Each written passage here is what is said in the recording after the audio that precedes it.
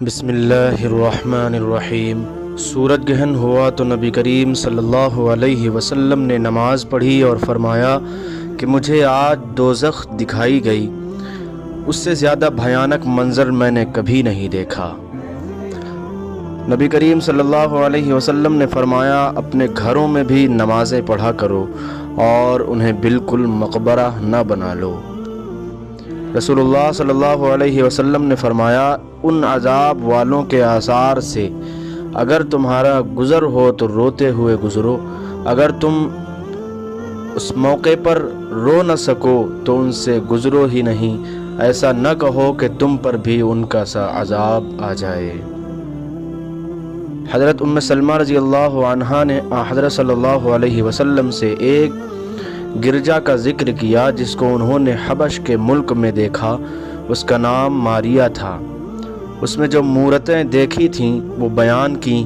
اس پر رسول اللہ صلی اللہ علیہ وسلم نے فرمایا کہ یہ ایسے لوگ تھے کہ اگر ان میں کوئی نیک بندہ، یا یہ فرمایا کہ نیک آدمی مر جاتا تو اس کی قبر پر مسجد بناتے اور اس میں یہ بت رکھتے، یہ لوگ اللہ کے نزدیک ساری مخلوق سے بدتر ہیں۔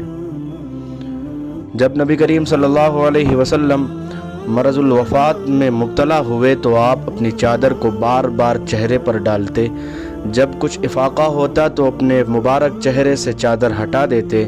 آپ نے اسی اضطراب و پریشانی کی حالت میں فرمایا یہود و نصارہ پر خدا کی پھٹکار ہو کہ انہوں نے اپنے انبیاء کی قبروں کو مسجد بنا لیا۔ آپ یہ فرما کر امت کو ایسے کاموں سے ڈراتے تھے۔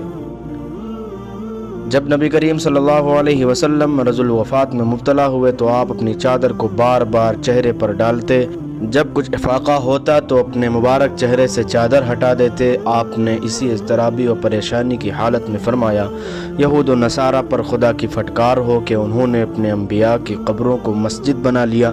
آپ یہ فرما کر امت کو ایسے کاموں سے ڈراتے تھے۔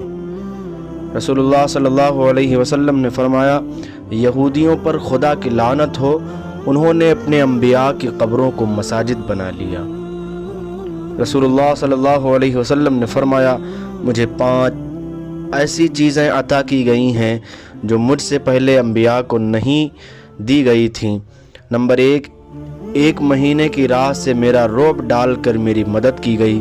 نمبر 2، میرے لیے تمام زمین میں نماز پڑھنے اور پاکی حاصل کرنے کی اجازت ہے، اس لیے میری امت کے جس آدمی کی نماز کا وقت جہاں بھی آ جائے اسے وہیں نماز پڑھ لینی چاہیے۔ نمبر 3، میرے لیے مال غنیمت حلال کیا گیا۔ نمبر 4، پہلے انبیاء خاص اپنی قوموں کی ہدایت کے لیے بھیجے جاتے تھے، لیکن مجھے دنیا کے تمام انسانوں کی ہدایت کے لیے بھیجا گیا ہے۔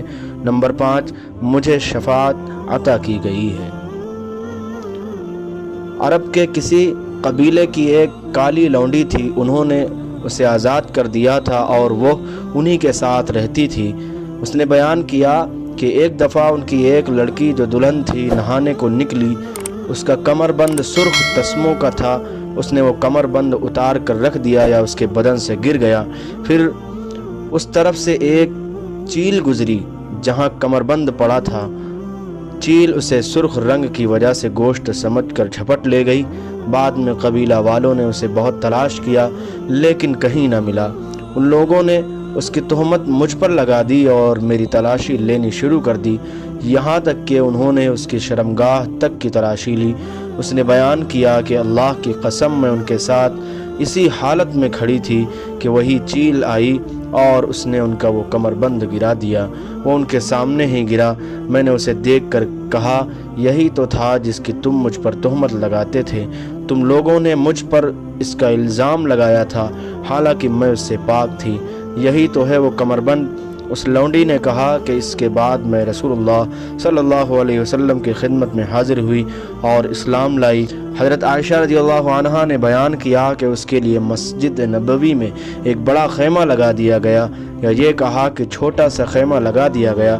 حضرت عائشہ رضی اللہ عنہا نے بیان کیا کہ وہ لونڈی میرے پاس آتی اور مجھ سے باتیں کیا کرتی تھی، جب بھی وہ میرے پاس آتی تو یہ ضرور کہتی کہ کمر بند کا دن ہمارے رب کی عجیب نشانیوں میں سے ہے، اسی نے مجھے کفر کے ملک سے نجات دی۔ حضرت عائشہ رضی اللہ عنہ بیان فرماتی ہیں کہ میں نے اس سے کہا آخر بات کیا ہے؟ جب بھی تم میرے پاس بیٹھتی ہو تو یہ بات ضرور کہتی ہو۔ آپ نے بیان کیا کہ پھر اس نے مجھے یہ قصہ سنایا۔ وہ اپنی نوجوانی میں جب کہ ان کے بیوی بچے نہیں تھے، نبی کریم صلی اللہ علیہ وسلم کی مسجد میں سویا کرتے تھے۔